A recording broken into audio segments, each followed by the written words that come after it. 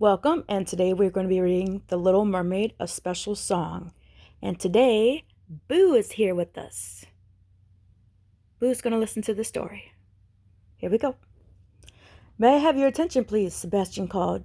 The crab tapped his baton on the podium. King Triton's birthday was in a couple of days, and the court musicians were planning a special performance. Triton's daughter, Ariel, would sing while the orchestra played a brand new tune. Sebastian wanted the concert to be spectacular, but they still had a lot of work to do.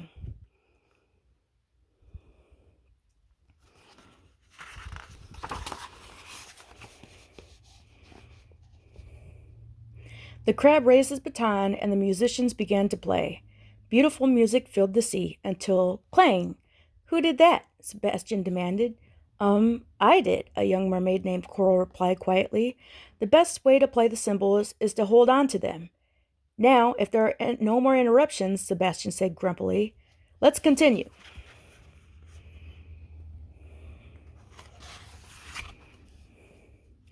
The rehearsal went from bad to worse. Coral dropped her cymbal a second time. Clang! Then she tripped and landed on the top of a kettle drum.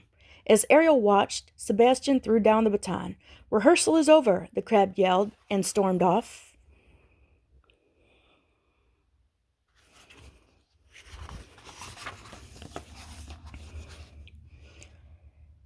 Ariel helped Coral up. Don't mind Sebastian.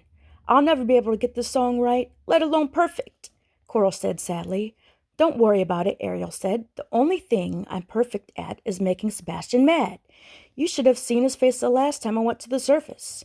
You've been to the surface? Coral asked, amazed. You must be the bravest mermaid ever. It's just something I like to do, Ariel said. I'm always gathering treasures. Would you like to see my collection? I'd love to, Coral exclaimed. The two mermaids swam to Ariel's grotto.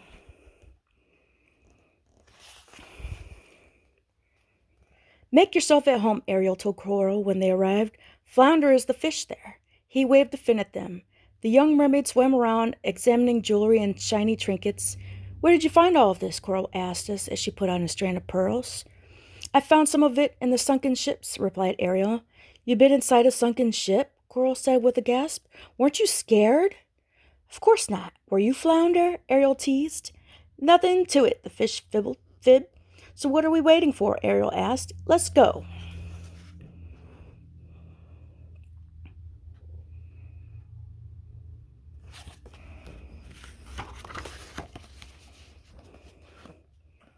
Coral and Flounder trailed behind Ariel.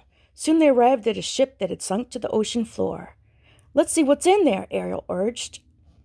Her friends followed her through a large porthole. Inside the ship, Ariel found an old steamer trunk. Look at this, she cried, holding up a purple parasol. And this, Coral exclaimed, picking up a fancy lampshade. I wonder what that's for.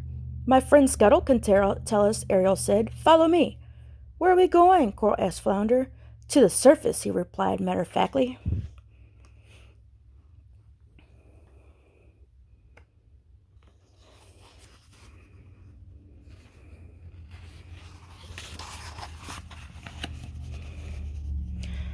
Soon the friends arrived at the surface. Scuttle, the seagull, examined their treasures. This is a twirlifier, he said, looking at Coral's lampshade. It's what human ladies wear when they're going somewhere important. Before long, the friends had to leave. As they headed home, Coral asked Ariel if she could keep the twirlifier at the grotto. It might get broken at home, she explained. Of course, Ariel agreed. The grotto is my secret place, and it can be yours, too.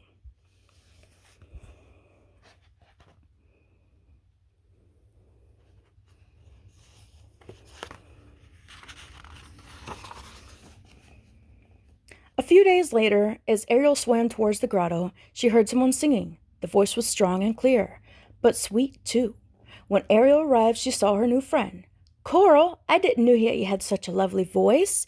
You should be singing in the concert, not playing the cymbals. The little blonde mermaid shrugged.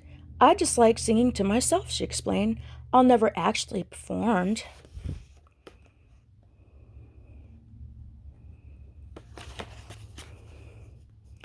The next day at rehearsal, Sebastian made Ariel and the orchestra practice over and over, but something always seemed to go wrong.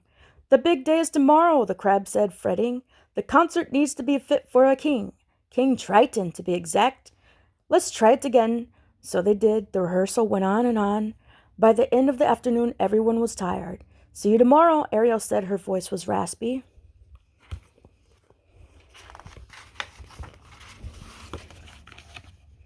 On the day of the concert, Ariel could only whisper. She had lost her voice.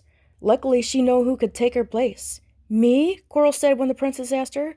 But I can't. You must, Sebastian insisted. Otherwise, King Triton's birthday celebration will be ruined. I can't sing in front of a crowd of mer people, Coral said, pleading. Sure you can, Flounder said.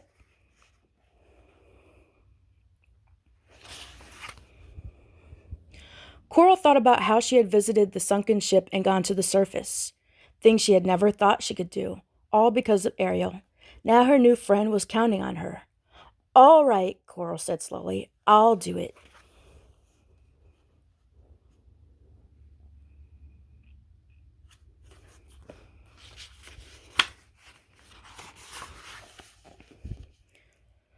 That night, when Coral peeked out from the backstage, she nearly fainted.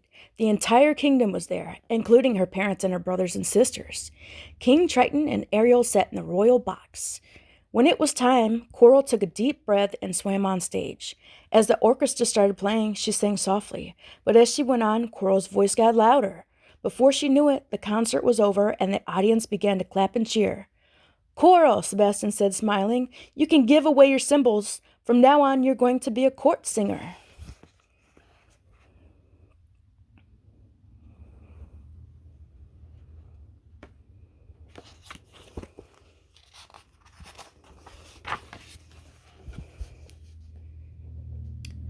After the show, Ariel went to congratulate her friend. She found Coral with her family. I didn't know you could sing like that, one of Coral's sisters exclaimed. No one ever would have known if it wasn't for Ariel, replied Coral. She believed in me. Ariel still couldn't speak, but she gave Coral a big hug. It had been a wonderful evening.